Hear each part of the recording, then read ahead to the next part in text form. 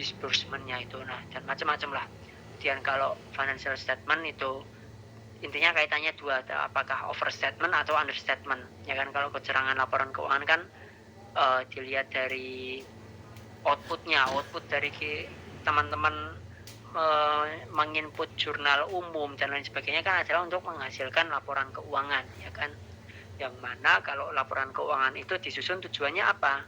Tujuannya untuk menjadikan alat bantu pengambil keputusan bagi para pemangku kepentingan, bagi para stakeholder. Nah, makanya infonya kan harus valid, info di dalam laporan keuangannya harus valid. Sehingga itu ngecek ini valid enggaknya tuh dicek nih angkanya ini apakah overstatement, apakah kelebihan angka yang dituliskan ini lebih daripada yang sebenarnya atau sebaliknya understatement, lebih rendah daripada yang seharusnya. Misal contohnya kan untuk pajak ya misalnya, jadi bukan hal yang misal kayak biar pajaknya nggak gede ya kita misal omsetnya jangan diakui semua lah atau gimana. Nah itu misal contohnya kalau misal overstatement berarti kan ayo kita tulis yang lebih tinggi biar kita kelihatan kalau berprogres ataupun kita mencapai target yang ditetapkan oleh perusahaan. Nah, jadi ruang lingkupnya biasanya adalah seperti itu terkait kecurangan laporan keuangan. Nah, ini menariknya, ini data yang saya ambil kan 2004 hingga ataupun 2002 ya, udah lama banget. Tapi waktu saya melakukan penelitian itu saya pakai data yang 2021, data survei dari ACFE. ACFE itu Asosiasi Certified Fraud Accountant ataupun auditor. Jadi auditor yang khusus belajar tentang audit forensik, yang punya sertifikasi audit forensik. Nah, sebenarnya kalau misal teman-teman kedepannya ada ingin untuk menjadi seorang auditor, khususnya auditor forensik, nah itu ada tuh sertifikasinya, auditor khusus forensik, dan itu nggak ada di semua kampus, hanya ada di beberapa kampus aja. Kalau misal di Jogja, karena saya orang Jogja ya aslinya, adanya di UII, Universitas Islam Indonesia, salah satunya yang menyelenggarakan, dan belum banyak. Kalau di Jakarta ini saya kurang tahu nih yang menyelenggarakan sertifikasi auditor forensik itu seperti apa, karena ini merupakan salah satu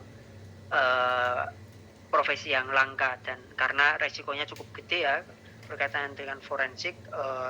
Kerjaannya tuh kaitannya sama nyawa lah, nggak tenang lah hidupnya lah yang karena berkaitan dengan kriminal gitu kan ya. Oke, jadi kita balik ke tabel ini lagi. Jadi dari tiga macam jenis fraud, aset misappropriation, korupsi, dan juga kecurangan laporan keuangan, sebenarnya hingga nyampe 2021 ini sebenarnya sama klasifikasinya, dalam artian kasus yang paling sering terjadi itu tuh adalah penyalahgunaan aset. Itu jumlahnya tuh paling banyak, sama kan, ini di 2024 hingga 92% kasus fraud itu berasal dari penyalahgunaan aset. Tetapi kerugiannya nggak gede-gede banget dibanding jenis yang lain. Jadi mungkin namanya nyolong sekenanya ya, misal nyolong aset gitu kan, nggak bisa yang misal kita nyiapin bawa koper terus ngambil duit berapa kepok gitu kan ya kan, paling kita ambilnya cuma sekepok, 2 kepok dalam waktu yang kuantitas yang sering kan ya. Jadi kerugiannya tuh nggak banyak meskipun kasusnya mendominasi hingga nyampe tahun 2021 ini dari surveinya ACFE. Nah, sedangkan yang paling jarang terjadi itu apa kasusnya adalah kesalahan ataupun kecurangan laporan keuangan. Yang di sini ditunjukkan sekitar hanya 7,9%. Tetapi kalau misal teman-teman lihat kerugian yang dialami akibat adanya kecurangan laporan keuangan itu tuh nyampe 1 juta US dollar dibandingkan yang aset misappropriation itu hanya 93.000, yang artinya jaraknya kan jauh banget ya. Dan itu juga masih berlaku sampai sekarang. Dan misal teman-teman kan kalau misal skripsi gitu, semua penelitian itu kan berangkat dari fenomena atau ada kejadian apa sih, kenapa kok kalian mau meneliti tentang ini, tentang judul ini. Nah, salah satunya ini bisa dijadikan sebagai bahan alasan ataupun dasar kenapa kok kita mau ngambil penelitian terkait misal kecurangan laporan keuangan, karena di antara tiga itu hingga tahun 2021 ataupun 2022 berdasarkan surveinya ACFE, kecurangan laporan keuangan ini masih menjadi momok terbesar dia dibanding fraud yang lain, karena menimbulkan kerugian yang sangat besar, yang paling besar dibandingkan jenis yang lain, sehingga ini menjadi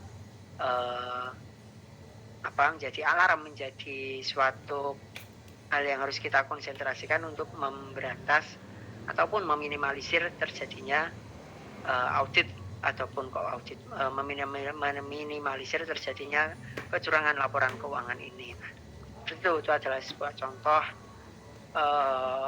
untuk mendapatkan bagaimana kok kita mau meneliti itu, dan harus berdasarkan data dan fakta, jadi nggak bisa hanya mengarang aja. Kita harus didukung, apa yang kita tulis, apa yang kita sampaikan itu harus didukung oleh data. Oke, nah misalnya nih